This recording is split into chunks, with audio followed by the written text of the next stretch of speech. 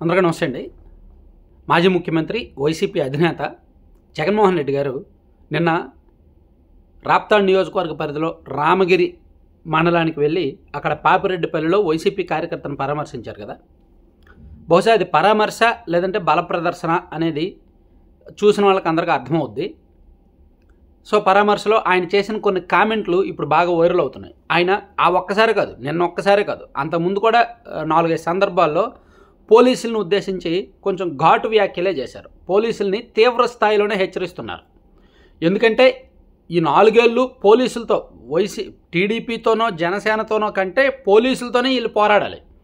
So క్యాడర్లో ఒక నైతిక స్థైర్యం నింపడానికో లేదంటే పోలీసులను కంట్రోల్లో ఉంచడానికో భవిష్యత్తులో మేము వస్తే మీకు తీవ్ర పరిణామాలు ఉంటాయని హెచ్చరించడానికో కానీ కొంచెం పదాలు జగన్మోహన్ రెడ్డి గారి నోటి నుంచి ఎక్కువ వస్తున్నాయి, పరిమితికి మించి వస్తున్నాయి. బట్టలు ఊడదీసి కొడతాము, బట్టలు ఊడదీసి నిలబెడతాం, కొడతామని లేదు, బట్టలు ఊడదీసి నిలబెడతాము అని నిన్న జగన్మోహన్ రెడ్డి గారు అన్నారు. గతంలో కూడా సప్త సముద్రాల అవతల ఉన్నా సరే తీసుకొస్తాము, శిక్షిస్తాము అని అన్నారు.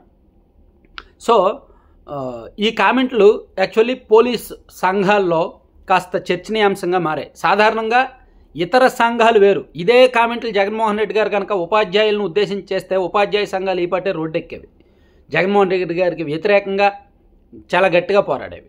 లేదా ఇంకా వేరే సంఘాలను ఎవరైనా అన్నా సరే ఊరుకునే వాళ్ళు కాదు. కానీ పోలీసులు మాత్రమే వాళ్ళ సంఘాలు కొంచెం సైలెంట్గా ఉంటాయి వాళ్ళ పని. ఎందుకంటే పోలీసు సంఘాలు రోడ్డెక్కితే ఎవరైనా రోడ్డెక్కితే పోలీసులు కంట్రోల్ చేస్తారు, పోలీసులు సంఘాలు రోడ్డెక్కితే అట్లా.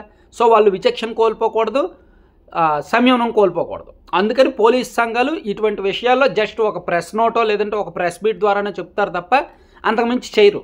సో ఇక్కడ కానీ ఈ జగన్మోహన్ రెడ్డి గారు చేసిన కామెంట్ల మీద రామగిరి ఎస్ఐ సుధాకర్ యాదవ్ గారు ఒక స్పందించారు, ఒక వీడియో రిలీజ్ చేశారు. అది ఒకసారి విందాము, మేబీ అందరూ వినే ఉంటారు. పోలీసులను బట్టలు ఉడదీసి కొడతా అంటున్నావు జగన్, పోలీసులను బట్టలు ఉడదీసి కొడతా అంటున్నావు. పోలీసులు ఏమన్నా నువ్వు ఇస్తే వేసుకున్న బట్టలు అనుకున్నావా?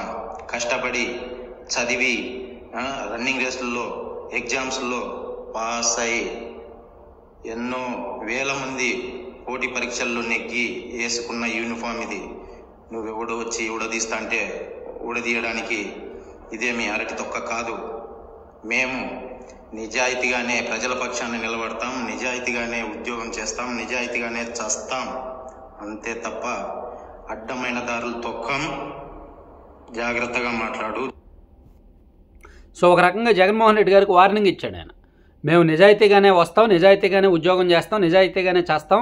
సో జాగ్రత్తగా మాట్లాడు, ఇదేమీ అరటి తొక్క కాదు ఊడదీయడానికి అని జగన్మోహన్ రెడ్డి గారు కాదు, జగన్ అని హెచ్చరించి జాగ్రత్తగా మాట్లాడు అని ఖచ్చితంగా జగన్మోహన్ రెడ్డి గారికి ఒక వార్నింగ్ ఇచ్చారు ఎస్ఐ గారు.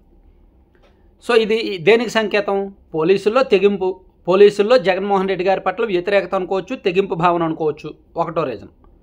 రెండోది జగన్మోహన్ రెడ్డి గారి స్థాయి కోల్పోతున్నారేమో. ఒక ఎస్ఐ స్థాయి అధికారి జగన్మోహన్ రెడ్డి గారికి వార్నింగ్ ఇవ్వడం అంటే మామూలు విషయం కాదు.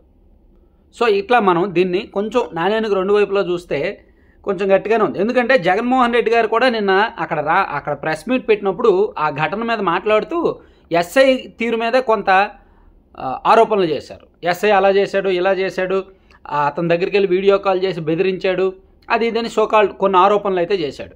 సో ఆ జగన్మోహన్ రెడ్డి గారి స్థాయిలో ఆయన ఎస్ఐ గురించి మాట్లాడేసరికి ఎస్ఐ కూడా ఇమీడియట్గా వీడియో రిలీజ్ చేశాడు.